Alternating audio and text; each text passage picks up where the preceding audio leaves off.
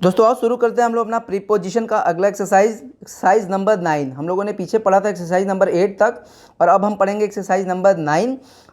पीछे मैंने जितना भी पढ़ा है उन जितना भी मैंने रूल बताया है प्रीपोजिशन में, वो सब आगे भी दिखेंगे, जिससे आपको रिवीजन भी हो जाएगा और आपको ये याद भी हो जाएगा। ठीक है, तो हमारा जो आज का पहला प्रश्न है, इसके बारे में तो मैं कल भी मतलब पीछे की वीडियो में भी मैंने बताया है। तो अभी देखो, Mukesh is junior dash me, 4 option है, मी ऑन टू दैन, होगा क्या? तो दोस्तों प्रीपोजिशन जो होते हैं ना, वो प्रैक्टिस की चीज़ होती है। जितना ज़्यादा प्रैक्टिस करोगे उतना ही ज़्यादा ये आसान लगने वाला है। अगर आप सोचोगे कि मैं रट लूँ, तो प्रीपोजिशन आप रट नहीं पाते हो। ठीक है, मैं आपको एक रूल बताया था पीछे वाले में कि जूनियर हो, सीनियर हो, ठीक है, और हमारा इन्फीरियर मतलब घटिया, खराब, और इसी का उल्टा होता है सुपीरियर, SUPERIOR। ठीक है, तो ये जो 4 वर्ड अभी 3 और हैं, ठीक है ना, लेकिन अभी आप 4 जानो, जूनियर, सीनियर, इन्फीरियर INFERIOR, और सुपीरियर का मतलब श्रेष्ठ। इनके बाद कभी भी TO2 का प्रयोग होता है। किसका प्रयोग होता है? टू का। तो Mukesh is junior to me, Mukesh मुझसे रैंक में छोटा है। जूनियर का मतलब होता है रैंक में छोटा, ठीक है ना। अगला है हमारा, ये भी मैंने आपको पीछे बताया है पीछे के एक्सरसाइजेज में, चूँकि हमारा ये एक्सरसाइज नंबर 9 है और हम लोगों ने 8 तक पढ़ा है, तो उसमें बहुत कुछ पढ़ा है। Winter is preferable dash summer, 4 option हैं, बाई है, टू है, दैन है, नो वर्ड है। आपको बताना इसमें होगा क्या। तो विंटर का मतलब जाड़ा का मौसम, समर का मतलब गर्मी का मौसम। आपको बताना कि होगा क्या। अच्छा, प्रीफरेबल की हिंदी क्या है? प्रीफरेबल का हिंदी होता है ज़्यादा पसंद करने योग्य, ठीक है ना, ज़्यादा पसंद करने योग्य। ये हिंदी याद रखिएगा, क्योंकि आगे कुछ ऐसे भी रूल्स बताऊंगा जहाँ पर आपको ग्रामर के रूल्स बताऊंगा, जहाँ पे आपको प्रेफरेबल की हिंदी पता होनी चाहिए। तो विंटर यानी जाड़े का मौसम ज़्यादा पसंद करने योग्य है गर्मी की अपेक्षा। जाड़े का मौसम ज़्यादा पसंद करने योग्य गर्मी की अपेक्षा। तो के अपेक्षा की अंग्रेजी तो दैन होती है, लेकिन दोस्तों प्रीफरेबल जो वर्ड है ना, प्रीफरेबल, इसके बाद दैन नहीं, TO2 का प्रयोग होता है। ठीक है, तो आप क्या भरोगे? टू। हिंदी है के अपेक्षा। अगला है हमारा, health is essential dash happiness. दोस्तों ऐसे ही क्वेश्चंस बढ़िया बढ़िया बच्चों को कंफ्यूज कर देता है। वो कंफ्यूज हो जाते हैं कि भाई भरे क्या। 4 ऑप्शन है हमारे पास, फॉर है, इन है, टू है, ऑफ है। हेल्थ का मतलब होता है स्वास्थ्य। स्वास्थ्य जो होता है वो जरूरी होता है। एसेंशियल का हिंदी होता है जरूरी। डैश हैप्पीनेस मतलब खुशी के लिए जरूरी होता है हेल्थ। तो आपको बताना है कि इसमें आंसर क्या होगा। तो प्यारे बच्चों, एसेंशियल के साथ फॉर का प्रयोग होता है, ठीक है ना, और हिंदी भी अच्छी निकलेगी कि खुशी के लिए एसेंशियल है, जरूरी है स्वास्थ्य। ठीक है, तो एसेंशियल क्या लेता है? फॉर, आप लिख सकते हो। 4 नंबर बहुत ही सिंपल है और आता भी एग्जाम में। तो Ramesh does not fight dash anyone, Ramesh नहीं लड़ता है किसी से भी, ठीक है ना।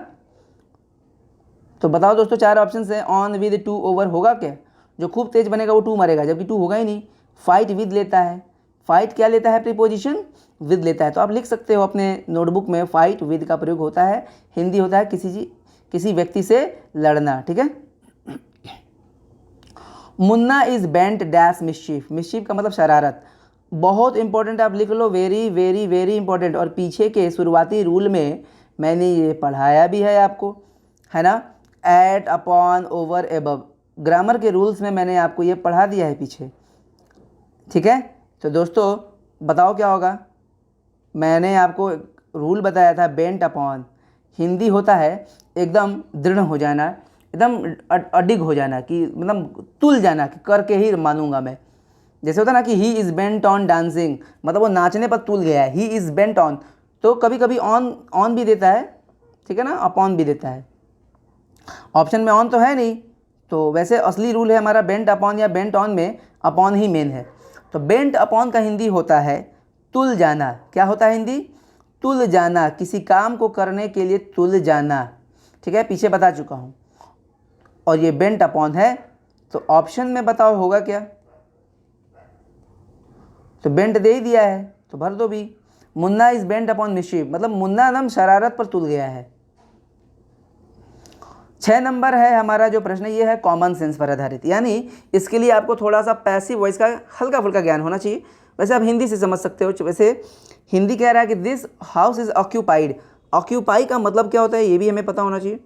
ऑक्यूपाई का मतलब होता है कब्जा कर लेना, तो यह घर कब्जा कर लिया गया है मेरे कजिन्स के बाई विद फॉर फ्रॉम, क्या होगा, तो भाई मेरे कजिन्स यानी चचेरे भाइयों के द्वारा, और द्वारा की अंग्रेजी होती क्या है, द्वारा की अंग्रेजी होती है बाई, तो बताओ क्या होगा। कॉमन सेंस के हिसाब से आंसर होगा हमारा A, by. This house is occupied by my cousins, यह घर कब्जा कर लिया गया है मेरे कजिन्स के द्वारा। Chintu is always in need of money, देखो मैंने उत्तर ही बता दिया, जब आप बहुत सारा अभ्यास कर लोगे ना तो आप ऑप्शंस आप देखोगे नहीं, आपको तुरंत आंसर मिल जाएगा। इन नीड ऑफ का मतलब होता है अभाव में, मतलब उसको ज़रूरत रहती है बार बार। चिंटू इज ऑलवेज, चिंटू को हमेशा रहती है इन नीड ऑफ मनी, वो मतलब पैसे की ज़रूरत में रहता है, यानी हमेशा उसको पैसे की कमी रहती है, इसलिए वो हमेशा पैसा मांगता रहता है, उसको ज़रूरत रहती है। तो इन नीड ऑफ का मतलब होता है अभाव में या ज़रूरत में, ये ऐसे ही प्रयोग होता है। तो एग्ज़ाम में इन अभी इसमें गायब किया है, हो सकता था कि ऑफ को भी गायब कर सकता था, इस ऑफ को। तो इन नीड ऑफ का मतलब होता है कि अभाव में, ठीक है ना। तो चिंटू हमेशा पैसे के अभाव में रहता है या पैसे की ज़रूरत में रहता है, तो आंसर होगा क्या, ए, इन नीड ऑफ पूरा यूज होता है। अगला नंबर, ये भी कॉमन सेंस है, इसके लिए आपको कोई रूल पढ़ने की ज़रूरत नहीं है। It is nice to be dash you with for at beside, Hindi आपको पता होना चाहिए। वैसे बिसाइड का हिंदी क्या होता है पता है, बगल में। तो हिंदी देखो होगा क्या, इट इज़ नाइस अच्छा है या अच्छा लगता है, इट इज़ नाइस अच्छा लगता है, टू बी रहना, बी का मतलब होना या रहना, अच्छा लगता है रहना, टू बी विद यू तुम्हारे साथ, तो अच्छा तो तुम्हारे साथ ही लगेगा भाई, तुम्हारे साथ रहना अच्छा लगता है, it is nice to be with you. अब आप कहोगे सर बगल में भी तो रहना अच्छा लगता है, तो बगल से ज़्यादा अच्छा विद है हमारा, ठीक है, तो आंसर होगा हमारा विद। अगर आप कहोगे मान लो एट, तो हिंदी निकलेगा तुम्हारे ऊपर रहना अच्छा लगता है, तो भाई ये भी अच्छा नहीं है, आंसर होगा ए। 9 नंबर, जितना इंपॉर्टेंट लिखो उतना कम है, ठीक है ना, very very very very very very very important, ठीक है, बहुत इंपॉर्टेंट है। इसके लिए एक रूल बताऊंगा, सिंपल सा है, your carelessness will result dash failure, बहुत इंपॉर्टेंट है, बहुत इंपॉर्टेंट, हर एग्जाम में आता है। आउट इन आउट, दो बार दे दिया, अब भरना है, बताओ भाई क्या होगा। तुम्हारी लापरवाही विल रिजल्ट, परिणाम देगी, फेल्योर असफलता का, मैंने लापरवाही से सफलता आएगा। दोस्तों मैं आपको बता दूं ज़रा, रिजल्ट का मतलब होता है परिणाम, और रिजल्ट वर्ब भी है, परिणाम देना, और इसके साथ इन का प्रयोग होता है। किसका प्रयोग होता है, इन का प्रयोग होता है। आप रट लो, बहुत इंपॉर्टेंट है, बहुत इंपॉर्टेंट है ना, बहुत इंपॉर्टेंट। इसके लिए लोग हज़ारों 10-10 हज़ार रुपये पे करते हैं लोग पढ़ने के लिए इस चीज़ को, ठीक है ना, तो बहुत इंपॉर्टेंट है। हिंदी रिजल्ट इनका हिंदी होता है ना, फल देना या परिणाम देना, फल देना या परिणाम देना, ठीक है ना। जैसे your carelessness will result in failure, मतलब ना तुम्हारी लापरवाही परिणाम देगा, क्या, कैसा फल देगा, असफलता, फेल्योर का फल देगा, यानी फेल्योर जैसा चीज़ को पैदा करेगा तुम्हारी लापरवाही। तुम्हारी लापरवाही से क्या चीज़ सामने आएगी, कैसा फल मिलेगा, फेल्योर, असफलता, ठीक है, तो लापरवाही नहीं करना। तो your carelessness will result in, ठीक है। एक दो और क्वेश्चन कराऊंगा इस पर, लो देख लो।